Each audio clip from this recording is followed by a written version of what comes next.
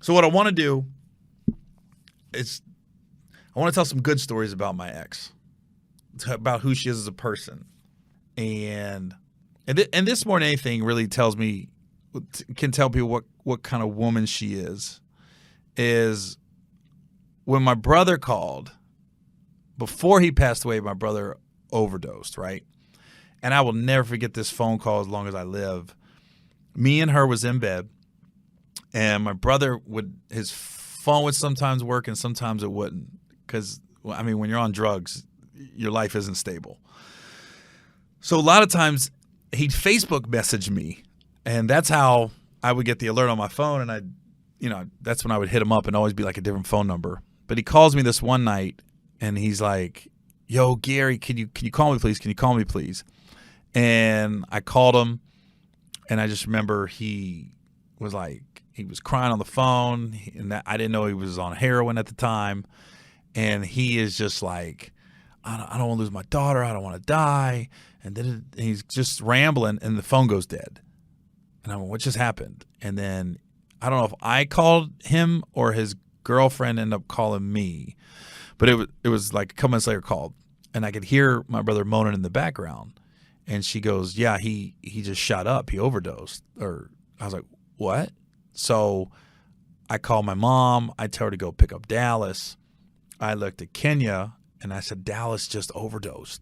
And I'm finding all this out. Like, I'm just finding out he's on heroin, right? And so me and her together got online and started looking up rehab facilities in the area. And my mom picked them up, took them to her house, and I told her, I said, keep them there. And when I find where we can get them into rehab, we're going to take them. But we're not going somewhere in Cincinnati. We got to get them out of town. Because the first thing I saw on the internet about heroin overdoses was you got to remove people, places, and things from their lives. They can't be around the same people. They can't know where they're at because they'll know where to go, places, and then obviously things. So we end up getting them in a rehab facility in Bowling Green, Kentucky. It was called the Quest House. About a 4.5 hour drive from Cincinnati. And I called my mom. It was $4,000 to get him in this rehab facility. Obviously, my brother and his girlfriend doesn't have it. My mom doesn't have it. I got it. My ex immediately, first thing, jumped out of bed, and I don't know if it was that night or the next morning. I think it was the next morning. Yeah, as soon as the bank opened, she went to the bank, got a cashier's check for $4,000 to put my brother into rehab. And she never questioned me about it. She never it's 80% failure rate. The chances of him coming through is not good. And she never did any of that. She went and got that cashier's check and brought it, and never once brought it up, ever. And then when my brother passed away, I got a call from this. It's called Guardian ad litem. I think I'm saying that right. Basically, I didn't know there was a custody battle with his daughter between the baby mama, and then my mom and stepdad wanted my brother's daughter. And I get this call like, are you Dallas Owen's brother? And I said, yeah. I'm sorry. Are you Dallas Randall's brother? And we got different last names. And I was like, yeah. And then she goes, oh. She goes, it's weird. She goes, I've been to your mom's house, and there's no pictures of you in the house. And then when I asked her, did she have any other kids? Your mom said, yeah, I got my oldest son left home when he was 17. And she goes, I didn't know. And then people in my office said, you know, that case you're on, that's Gary Owen's brother. And she goes, no, I didn't know that. So basically, this guardian ad litem was requesting for an emergency removal of my brother's daughter. She didn't feel like the baby mama or my mom and stepdad was a good household, to the point where they want to remove her. So I said, well, what are the options here? This is all new to me. She said, well, there's two options. She goes, we take her out of the home and she probably gets put in foster care. Or if you will take custody of her, temporary custody at least, then you can have her. And I went, I went, of course, yeah. I'm not going to send her into foster care. And so it puts you in a weird situation because now they got to do some home visits before she can put in for this emergency removal. So that guardian ad litem came to my house the next day, and it was funny. Me and my ex, we'll make sure the house is all spotless when she comes over. Both my kids, all three. All three of the kids was I think Emilio was still living at home, my oldest. Yeah, he was still at the house then. All three of the kids. It was funny when she walked into the house, the guardian ad litem. It was almost like it was a movie because I never forget. She walked in. My daughter was doing her homework at the kitchen counter. No TVs was on. My son was upstairs playing video games. Emilio, I think, was at work. It was like the perfect Midwestern home that she walked into. And we had a big house. And I'll never forget the guardian ad litem. She goes, I feel like this kid just won the lottery if she's able to come to this house. And so she goes, okay, I got to do another home visit. I got to report. Somebody else has to come to the house, check it out, and then we'll go from there. And this is all going to happen within like 48 hours, right? So at that point, I told Kenya, I said, well, we might be getting this baby, we might be getting this 2-year-old at our house.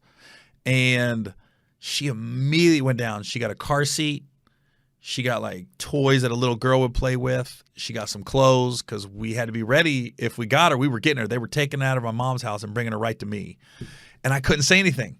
I couldn't say anything to my mom or nothing because, it's weird. How do you tell your mom this lady in the court system doesn't feel like this is a fit home? And so, long story short, the judge ended up saying, no, just because these aren't the most ideal living situations, she's in no physical danger, so she didn't approve the removal. But I knew at that time, my other brother was dealing drugs still, and he was stealing and robbing and stuff like that. So I knew he was living at the house. So I remember telling my ex, I said, man, my other brother, man, he's there, and I know there's a lot of shit going on that my mom and stepdad they're turning their head to. And then we obviously knew that the baby mama wasn't ideal either. She's unstable. So we said, we're gonna go to court and try to get custody of her. And my ex was down. She was like, yeah, let's get her. So that was going to be a lot. For a variety of reasons, we didn't end up getting custody of my brother's daughter. I'm not going to get into that. It's a whole nother story in itself. But basically, we had to make a decision. Do we want to keep our house peaceful? Because the minute we take that little girl in, there was going to be a lot going on. Now people would have access to our house that we probably wouldn't, because that means the baby mama could come see her, and then my mom and everything. And I was like, man, if we take 7 steps forward, she's going to take 10 steps back every time she goes sees her grandma or mom, because everybody's going to be mad at us. Everybody was going to be like, you took her from us. And because I remember when I called my mom to ask her, like, hey, I think we'd like to try to get custody of Dallas's daughter. She was like, are you trying to take her from us? Are you going to change her last name? That was the first words out of my mom's mouth. I go, no, why would you think that? We're just trying to give her a better life. And so, my ex was down through all of it. She was like, yeah, let's do it. Let's try to get her. And I'm the one that ended up saying, let's fall back. We can't get her. It's going to really, we worked too hard with our kids in our home. It's going to really throw our whole lives upside down. I don't think we want that. We basically backed off for the well-being of our kids after I spoke to her, and we realized, okay, we got to look out for Austin, Kenny, and Emilio. We can't have everything just get thrown for a loop. And then at another point, another good story about my ex was she had a family member, a cousin, whose husband passed away. And man, Kenya flew out to California to be with her cousin, slept on a hospital bed night after night because her family needed her. And I remember I told her, I was like, you go. We're good back here in Ohio. Just tell me what you need, but you go handle business. And she did. She was there for her cousin. She's out there for like a week, sleeping on a hospital bed just to be there for her family.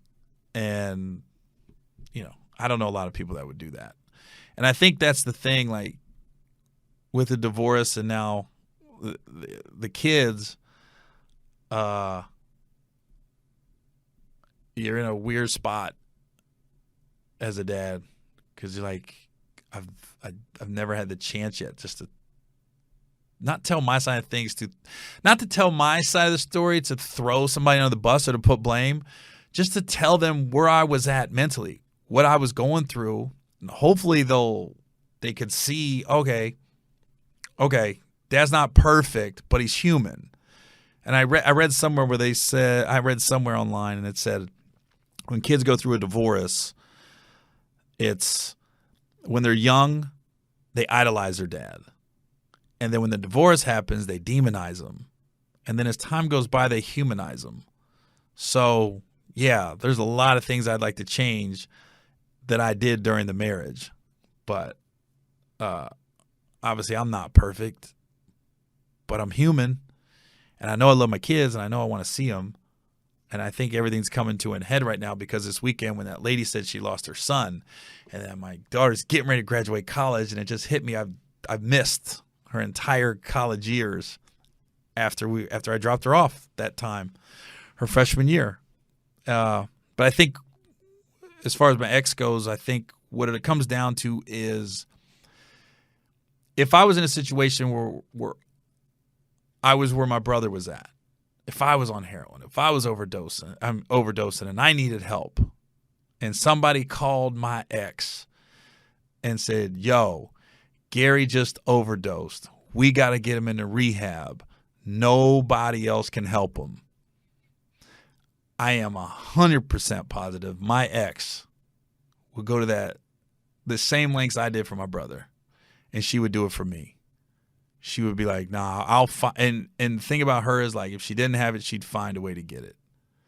So I think that to me outweighs anything bad that when you get mad, you get through a divorce, you want to say about your ex. In the end, I think you forget all the good things. You forget the good qualities of why you fell in love at one point and why you raised kids together and you were a partnership. And you forget all that. You just think, bad, bad, bad. This is why I want a divorce, and she did this, and this is why I couldn't take it anymore, and in the end, it doesn't help anybody. And now we've been, separated for 3 years, and it's just been a long time.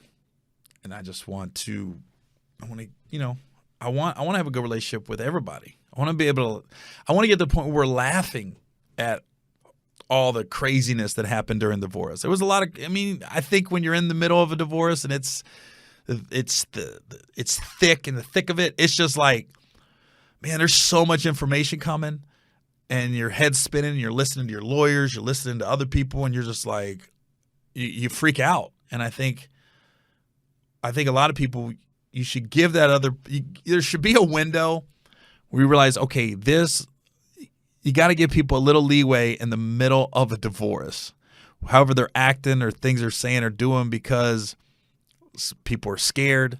And when people are scared, some people want to fight, some people want to retreat, some people want to make the peace, and some people just want to scorch the earth.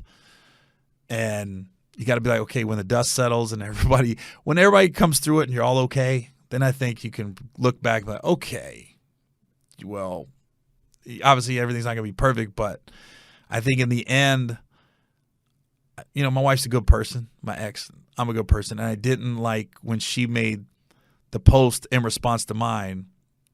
One, I didn't like the comments because of course I went to her page and started reading the comments. I'm not going to respond to them, but of course I read them, and it just got so ugly. It was ugly. It was just people just, when kids were adults, he had to do something. You guys deserve so much better. And I'm just going, these people don't know anything. And it just got ugly, and that wasn't the point of my post. It wasn't to pit anybody. It wasn't to blame anybody. It was just to say I miss my son. I was happy I got to see him, and I hope we can talk soon. And I love him, So, yeah.